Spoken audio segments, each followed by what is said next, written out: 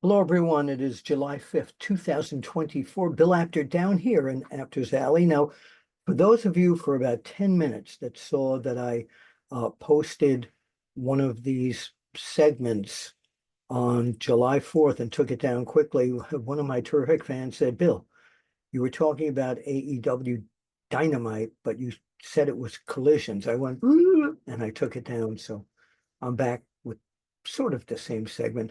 So one of the things before I go on with my new What Do You Think, which I hope will be on Sportskeeda's Wrestle Binge channel in the near future, is that if you're not following me on Wrestle Binge on YouTube, you need to go there and do it.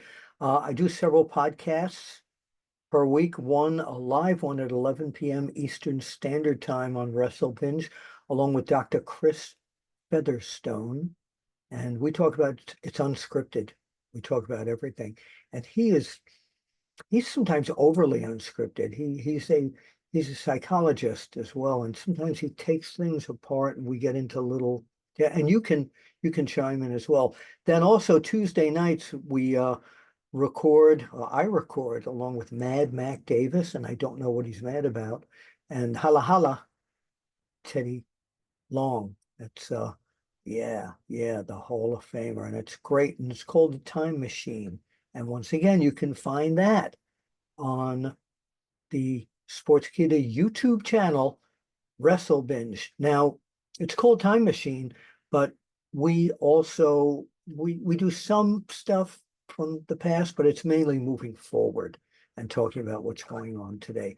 So let me get to what do you think? AEW on July 3rd, Dynamite, not Collision, on July 3rd.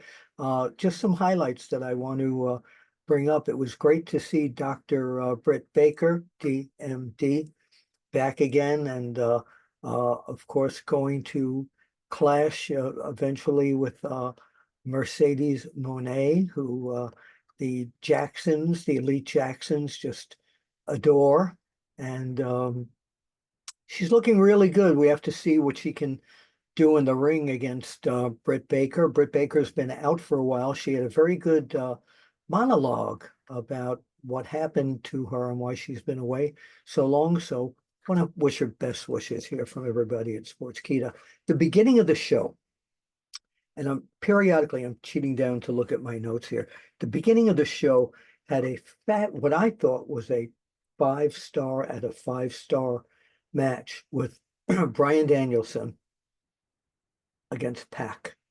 Now, I got bombed out from a lot of people that I don't mean this kind of bombed out, but I got bombed out by a lot of people that saying, oh, after that match wasn't 5 stars, that wasn't.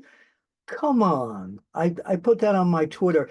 It was like it's what pro wrestling should be. It was hold for holes. It was absolutely terrific. And the two of them were pretty equally in line with each other, equally matched. And it was won by Bryan Danielson. And just again, I gave it 5 out of 5. Hangman Adam Page returned as well. He was the mystery opponent for Double J, Jeff Jarrett, to move forward in the Owen Hart tournament. And I felt this was the veteran Jeff Jarrett kind of running the younger Hangman Page, who hasn't been in the ring in quite some time, through his paces. And Page eventually won the match, but I want to thank Jeff Jarrett, for doing such a good job in getting him over, because like I was told at the very beginning of my career by a young wrestler named Bobby Shane, it takes two to tango, and they tangoed really well. Tango, the dance, not two to tangle, although two to tangle makes sense as well. The big highlight of the night, of course, was Will Ospreay defending his international championship against Daniel Garcia, who is supposed to be in the main event at Wembley Stadium against MJF.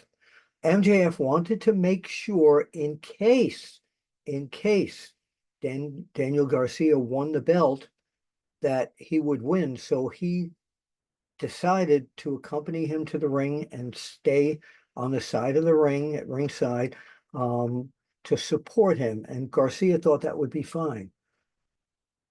So Garcia was getting beaten up pretty much.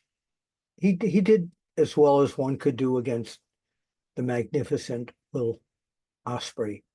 And toward, I don't know, about 15 minutes into the match, when he was really taking a beating, MJF offered the ring, the brass knuckle ring, to give to Garcia. And he's a good guy. He's a babyface. He's a good guy. Offered to give it to him to use on Ospreay when Ospreay was down. Garcia refused. Ospreay came back, pinned him. Like a